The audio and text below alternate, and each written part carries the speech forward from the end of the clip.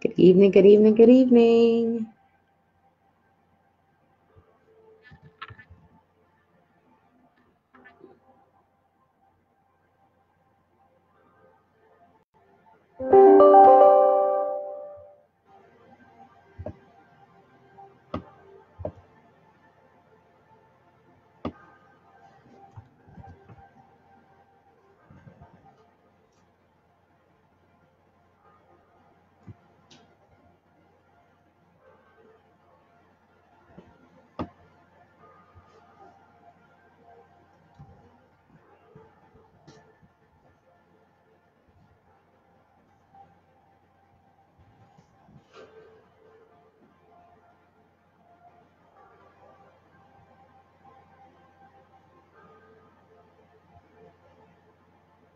I'll just wait a few seconds here.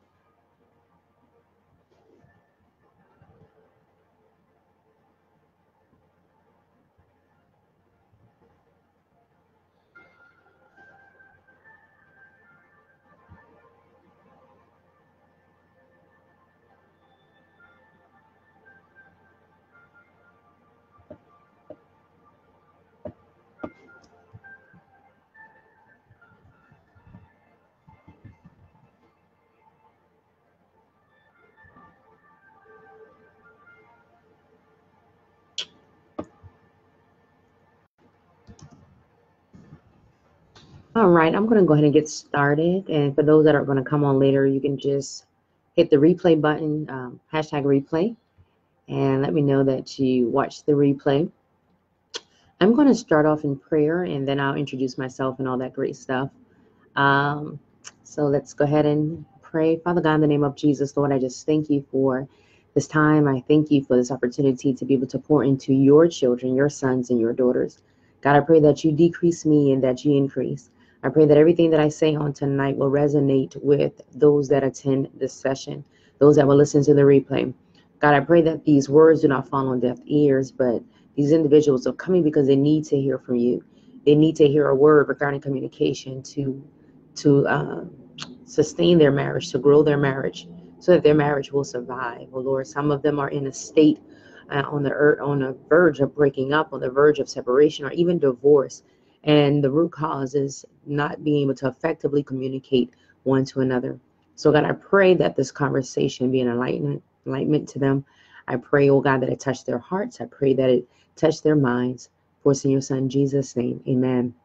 Good evening, good evening, good evening. My name is Treal. I am a master wife coach and transformation scientist, and I am excited to be on here tonight talking about communication. Thanks to Franchelle for inviting me into your space and being able to share with your community on tonight. I am very grateful for that. I'm hoping some other folks chime in. If they don't, that's fine as well. I know a lot of people are doing other things and they'll catch the replay, so we're just going to roll with it. And what I wanted to share with you all tonight is some areas on communication in particular, and I'm going to tell you why I want to talk about this. For one, this was one of the struggles that I had in my marriage for a very long time, not being able to effectively communicate. I grew up in a two-parent home.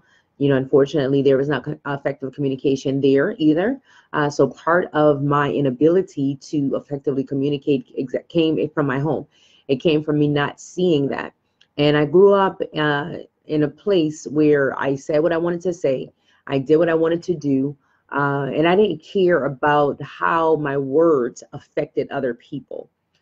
And I didn't realize how my words affected me either. So because I didn't care how my words affected other people, or didn't even realize or care how it affected me, I was so concerned about getting my point across.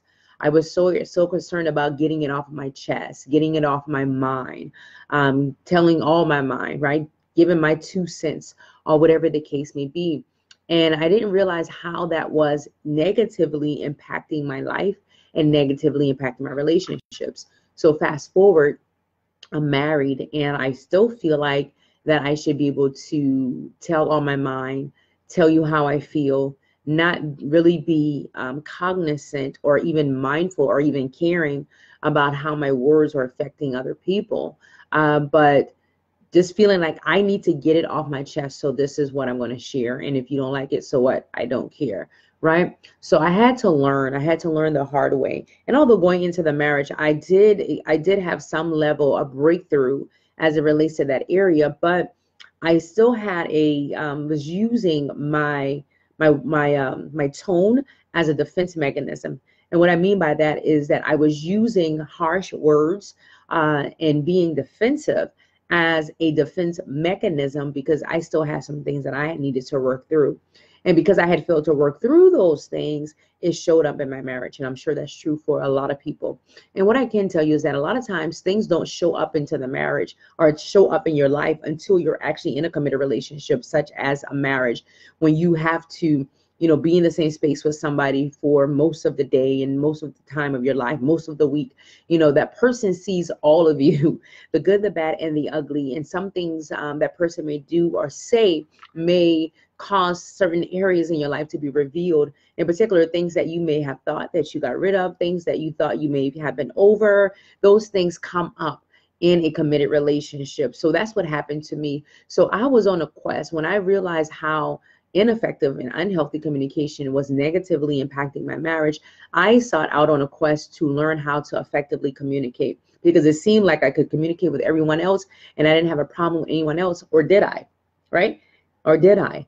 But with my husband, it seemed like there was always an issue. So I had to learn his communication style. He had to learn my communication style. And to be honest with you guys, 6 years into the marriage, we are still learning one another's communication styles. We're still learning how to communicate, how to form our words, what to say, what not to say, when to say it. And I know it may sound elementary, but when you've not done this in the past, and this has been an issue, even in relationships with other people, your other vertical relationships with your siblings, with your friends, with your parents, with your children, and you've seen how ineffective communication has negatively impacted that. If you've never worked on that area, it's going to affect all of those relationships. Okay, so I'm going to be answering some questions on tonight, and I'm also just going to give you some tips that I have as well. So when we talk about the steps of communication in marriage, we first have to look at what type of communication there is, right? There are 4 forms, there are 6 forms, there's several forms of communication, but for these purposes, I'm going to talk about 4 forms of communication, and you can write this down. And as a matter of fact, let's back up. If you don't have your paper, if you don't have something to write with, go ahead and do that. Go ahead and get something to write with so I can make sure that you're taking this down, and then you can go back and read over it and apply it. It's good that you're here. It's good that you're watching the replay, but information is only good and is only powerful if it's applied. Okay. So the 4 forms of communication that we're going to be talking about tonight are listening, verbal communication, nonverbal communication, and emotional awareness. Again, that's listening, verbal communication, nonverbal communication, and emotional awareness. Now you may be saying, listening, really, Treal? Yeah, really. Because there's one thing to hear, and there's another thing to listen. Listening is not the same as hearing, and I believe we get that confused. Just a while ago, I was listening, I was hearing my music, right? I was listening to another radio that was in the other room. So when you're talking about listen, when you listen to someone or you listen to something, you're actively engaged. Okay. And I know even in my marriage, there were times when I heard what my husband was saying, but I wasn't actually listening. It's important to note that there is a significant difference. And when people speak to us, and in particular your husband, we hear them talking in the same way I heard the radio, in the same way you might hear your dog barking, in the same way you may hear somebody arguing.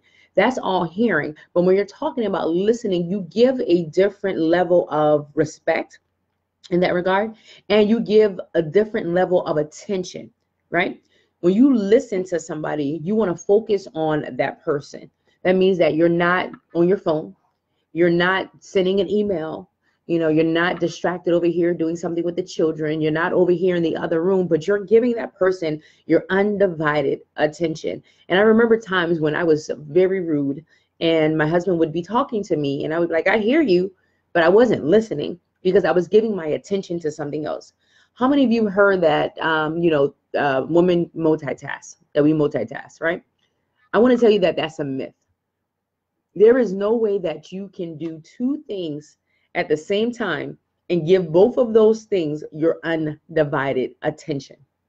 It's impossible. Something is going to go lacking. Something is going to go undone. Something is going to be avoided because it's just not possible. That's the same thing with listening. When you're listening, you're not putting your attention on anything else, but you're focusing on that person. I like to say that you're being present in the moment. You're being present. You're looking at that person. You're nodding your head. You're letting them know, I understand what you're saying. You're waiting for your turn to speak. You're waiting for your turn to speak. So what that means is that you're not interrupting their sentences. You're not cutting them off. You're not thinking about what you're going to say in your head before they even finish, because you have to get it out. You have to express yourself. You have to communicate. You know, sometimes in marriages, there is nothing you have to say. You know, your husband may be speaking to you, your wife may be speaking to you, and they may just be sharing something with you and want and desire you to listen, but you don't necessarily have to give your feedback. Anybody else had that problem in the past? They're not asking for your feedback. They're not asking for you to fix it. They're not asking for an antidote. They just need someone to listen. When you listen to someone, that means you're showing interest. You know, when you fail to show interest while listening, it's distracting. It's distracting to the person. It's distracting to you. You know, the conversation can go way left. So you want to make sure that when you are listening, you're repeating what the other person is saying to you. You're giving them feedback as if you do understand, and you're being respectful of what they're saying to you at that time. Okay.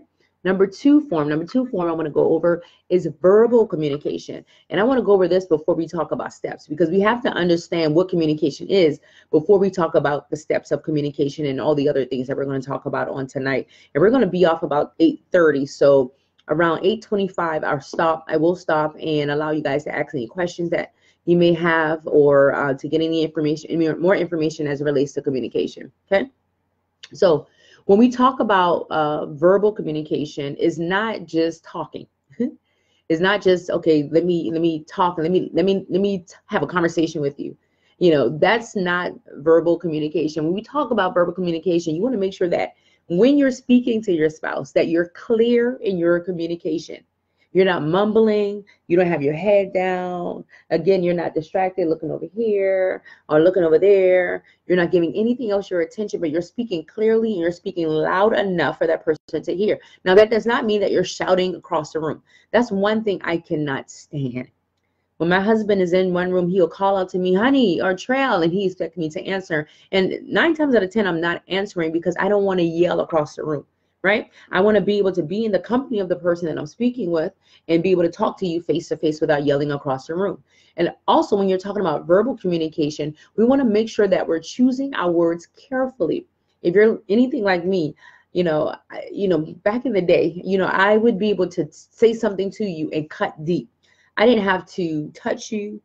I don't have to get in a fight with you or anything. My words in itself were very powerful, and they cut really deep and they wounded a lot of people. So even now, right, although I'm not that person anymore, I still have to be mindful, because if I'm offended, right, if I get offended, or if I'm feeling a certain kind of way, if I get mad, angry, or whatever the case may be, I have to be mindful that my words, that I'm choosing my words very carefully, and I'm not going to say something that I'm going to regret. How many of you have said that? I don't want to say something that I'm going to regret. Or you say something that you do regret, and then it's too late. Words hurt. I know we grew up in this saying was, sticks and stones may break my bones, but words will never hurt me. That is a lie. Words hurt. I believe words hurt more than sticks and stones, because when you say words, when you're critical towards your spouse, when you're being contemptuous, and contemptuous means that you're thinking you're better than that person, so you're downing that individual or degrading them. Of course, critical means that you're degrading that person's character and you're saying things about them, mean things, nasty things. Some things may be untrue. Some things that you may have been privy to in a private conversation with your spouse, and now you're bringing that back up and utilizing that to criticize them. You want to make sure that you're not doing those. I wrote a chapter in one of my books called, the chapter was Below the Belt. Not going below the belt, because we have to be so mindful in not using words that are going to tear each other down, instead using words that are going to build each other up. And I know you guys have heard this before, but even in hearing, we're still not doing. And you still have so many couples that are tearing one another down with their words versus building that person up. And what I have to say about that is, I believe that when you are a person and you're constantly tearing someone else down, you're only giving off what you possess. You are only giving off what lies on the inside of you. So you're projecting your energy and your emotion onto that person, because that's how you are. That's how you feel. So when you're constantly criticizing someone and constantly trying to put someone down, you have to check your heart. That starts in your heart. Well, Treal, you don't understand what my husband says or my wife does or whatever the case may be. You always have an opportunity to turn that conversation, and you always have the opportunity to walk away if that conversation is not serving you in the moment. Okay. Verbal communication. You want to make sure you're also your tone. You know, a lot of times we say things and it's not what you say. You've heard this before, but it's how you say it. It's not what you say, but how you say it. You can't talk to one another like you're 5 years old. You can't talk to someone in an undermining tone of voice or being sarcastic. That was my thing, being sarcastic or trying to patronize your spouse. You have to make sure that when you're expressing your tone, that your tone of voice matches the words and the sentiment that you're expressing. If you were to say, I love you, does that really come across as loving, right? So we have to be mindful of how we're coming across. And what I often like to say is self-reflection is key. You always want to look at yourself. What is going on the inside of me? What are the things that I'm dealing with? What are the things that that I haven't checked in my heart that's causing me to be like this toward my spouse? That's causing my communication to be rough. That's causing my communication to be unloving. That's causing my communication to be degrading. That's a heart issue. And too often we're constantly looking at the other person and saying it's his fault as to why I'm talking to him like this. It's her fault as to why I'm talking to her like this. But has it ever dawned on you that it may be something that's within you that's causing you to project that form of communication onto your spouse? I'm just saying, that's something to look at. Okay. Third form of communication is nonverbal communication.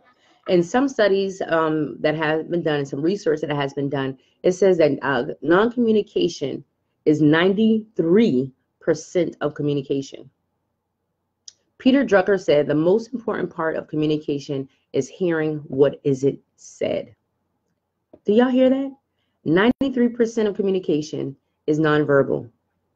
And the most important part of communication is hearing what isn't said. But if you're not constantly observing your partner, you won't hear what they say. If you're too busy trying to get a word out, you're too busy trying to get your point across, you're too busy trying to form your response in your head, you're not hearing, you're not paying attention, you're not being observant to what that person is saying, right? So if you're in a situation right now and there is some tension, your spouse is communicating to you that something is wrong. It could be something wrong in the marriage. It could be something wrong with their job. It could be something wrong with them internally. If they're shutting down nonverbal communication, that's a trigger. That's an indicator, I guess I should say, not trigger. That's an indicator that something is wrong. How about as the spouse, the loving spouse that you are, evaluate why does my wife, why does my husband feel this way?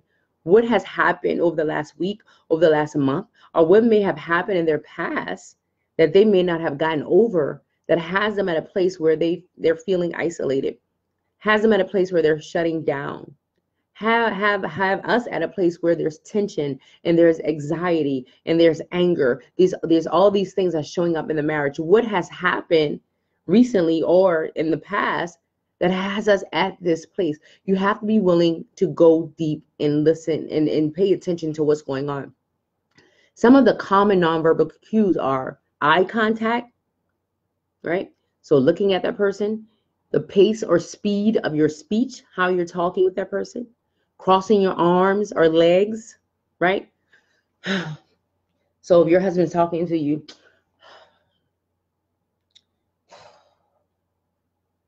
or your wife is talking to you and you get on your phone, or you do your face like this, facial expression, or your body posture. You know, my husband used to do this thing with his face, and that used to annoy me. That was nonverbal communication. I would be talking to him and he would just do like that. I'm like, why are you doing your face like that? And he would say, oh, it's nothing, it's nothing. I'm like, no, it is something. Why would you respond non-verbally that way? Is it something I said? Is it how I said it? Right? So those are the things that you have to look for when we're talking about non-verbal communication. The last one I want to talk about is emotional awareness. This is my favorite. Emotional awareness and communication is often misunderstood and seldom, if ever, discussed or taught. This plays a huge role in your marriage because did you know that your emotions send off a response? Emotional awareness, or the ability to understand your feelings, it helps you to succeed when you're communicating with your spouse. So based on how you feel, this is feelings and emotions, great energy, but great indicators, but horrible dictators. Your emotions will drive your communication. Have you ever been in a conversation with your spouse and they said something that may have offended you, or something you didn't like, or something you didn't agree with, and then your whole emotion just changed in that moment? Yeah, that's emotional awareness. You have to be mindful of how your emotions are coming off as a result of that conversation. You have to be able to understand in the moment of having that conversation, why do I feel like this? Something that I've started doing, I've done in the past, but I'm doing more now than ever, is keeping a journal. Keeping a journal regarding my emotions, regarding my feelings, and all of that great stuff, just so I can understand, why do I feel the way that I feel? Why am I responding like this? Why did this affect me in this way? All of that is important when you're talking about communication. 5 things that you can do, 5 skills that you can do to better your communication and the emotional awareness regard. Number 1 is consider the other person's feelings.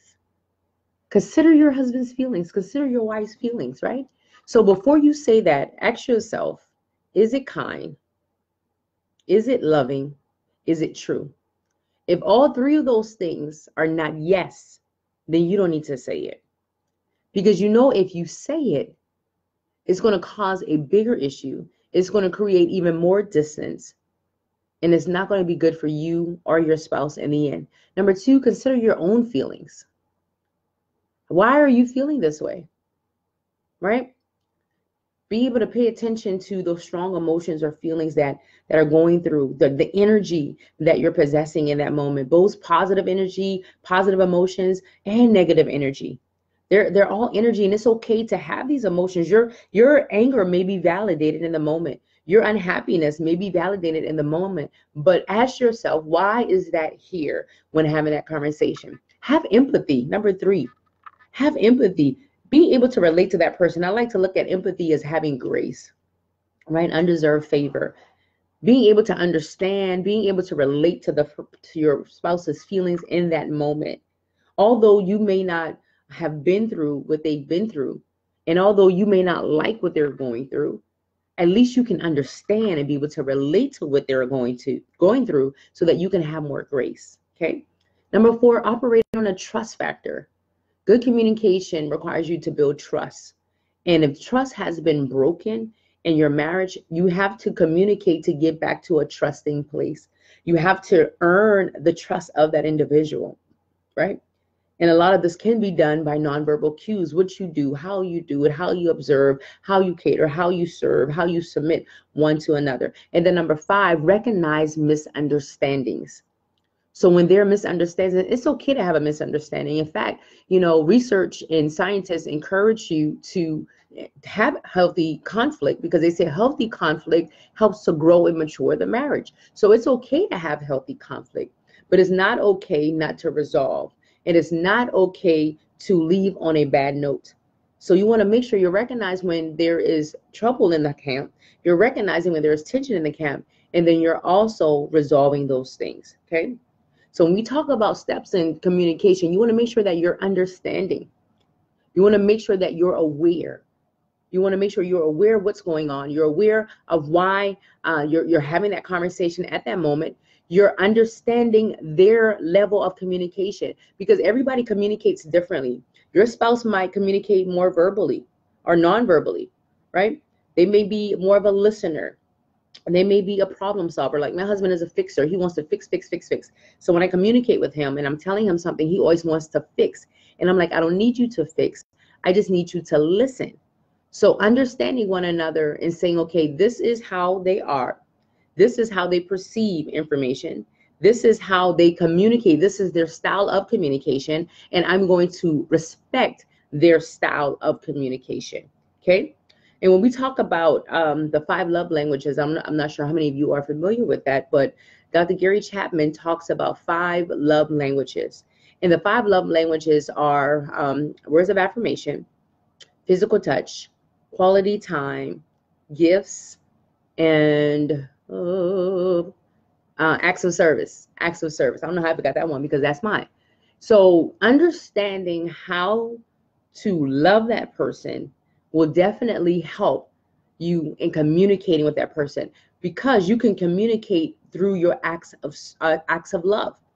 So if that person's communication is acts of service, and acts of service is doing certain things like helping your wife with the chores, men, helping her with the kids, getting her car filled up and things, anything to help her life easier, make her life easier, that's acts of service. And that's the same with the husband as well. So if you know that's her love language, you can communicate to her through that avenue.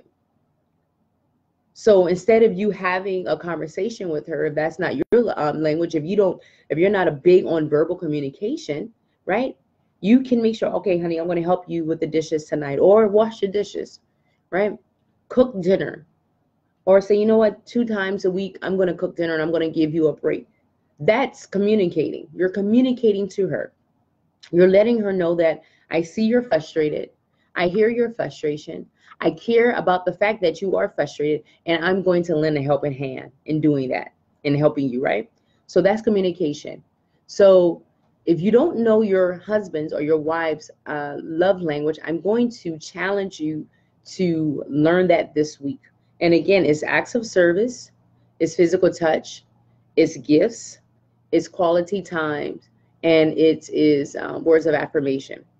Learn those. Your husband and most men love language, or one of the 3 of them, one of the 5, one of the top 3, I guess I should say, is words of affirmation, building him up, encouraging him, supporting him verbally. So if you know this, then practice that, because that will help you in the area of communication, because your husband doesn't want to hear you. If you're constantly downing him, criticizing him, and being contemptuous, he doesn't want to hear you. He doesn't want to hear that. That's annoying to his ear, right? So when it's time to talk about a bill or the children or whatever, he still doesn't want to hear that, because it's the same voice that criticizing him and putting him down. Now that voice wants to have a conversation about something that's important, and he's drawn back from the conversation. So you want to make sure that if that's his love language, that you're communicating that, and that can help build the marriage relationship. Another question I'm going to answer tonight is counseling effective in helping communication? Yes, absolutely. Counseling is effective in helping communication, but more so than going to counseling, you have to be willing to do the work. Because even in counseling, the counselor, the therapist, the coach, the mentor, whomever you choose to work with, they're going to point you back to the reason why you're not able to effectively communicate. And you have to be able to look back to a lot of times in your past relationships, how you grew up, how you were in your former relationship. We're going to look at those areas of your life to see why communication has been an issue for you. So it's not going to be enough to say, okay, he's the fault, he's the problem, or she's the problem, We're going to look and see why the problem exists, identify those areas, and be able to help you to work through those areas of ineffective communication so that you can communicate better. A lot of times there's underlying issues, like rejection. I don't like to communicate with my husband because he is a little aggressive. And that reminds me of a past relationship I was in when I was abused. I don't like communicating with my wife because she walks off, and that reminds me of when I was rejected by the woman in my life or by my father, because I deal with rejection. So there are different reasons why people have such a rough time communicating, and you also always have to look at the underlying issue to see why that's there. It's not just, I don't want to communicate. A lot of times they don't know how. Okay. Last question I'm going to answer, and I'm going to take some questions from you guys and then get off here, is what type of approach should a spouse take if they don't feel the other person is listening or understanding? Well, we talked about what listening was, and we talked about understanding. So if that is your approach, communicate through their love language. I would say this would be the time that you would communicate to that person through their love language and have them understand, or help them to understand why you feel the way you feel. But always ask yourself why. Is that really the case? Or that's your projection or perception as to the reason why you're not able to communicate? Because many times, more times than not, it's not that the person isn't listening or they don't understand, is that they don't know how to show you that they're listening and understanding, again, because they haven't been taught how to effectively communicate. And then sometimes it's all in here. It is not the case at all. So you always want to evaluate the situation as a whole, reflect on it, and making sure that, okay, they're really not listening. They're really not understanding, because everything that I say and everything that I do, nothing comes about. Is that because there's been poor communication in the past? Is it because the communication has resulted in arguments and fussing and some form of abuse? Is it because it has ended in criticism? You have to think about all of these variables that may have contributed to why the person may not be listening, may not be understanding. Is it because they grew up in a household where there was a lot of conflict and there was a lot of controversy, and that person may feel like, if I do say something, it's going to end up in a fight. It's going to end up in some controversy, and I don't want to go back there. I don't want to be taken back to that place, right? Because that place makes me feel, it puts me in a zone. It angers me. It frustrates me. So there are a number of reasons why that person may not be able to listen or understand, or you may be perceiving that that person is not listening and understanding. But we have to get to the root of all of that. And, speaking with a counselor, a coach, a mentor, understanding the love languages and understanding the steps and the forms of communication, all of these things can help you to be able to understand and listen to your spouse more. But always go back to you. And one thing that I teach, to my community is look at you. Self-identification, self-reflection. Always look at self. Before you try to do anything in your marriage, before you try to blame anyone, always look at self and see why this is going through. Why is this happening in my marriage? Oh man. Okay. I just saw this message. I don't know why they can't see. Always ask why this is happening in my marriage. Let me see if I can get on another screen, friend Shell. Hold on for a second. That sucks. Okay.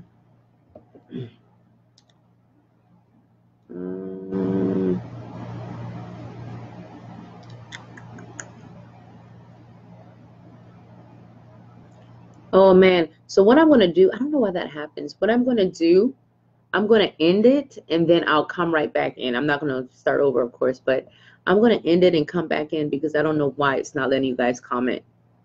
So I'm going to end and come back in.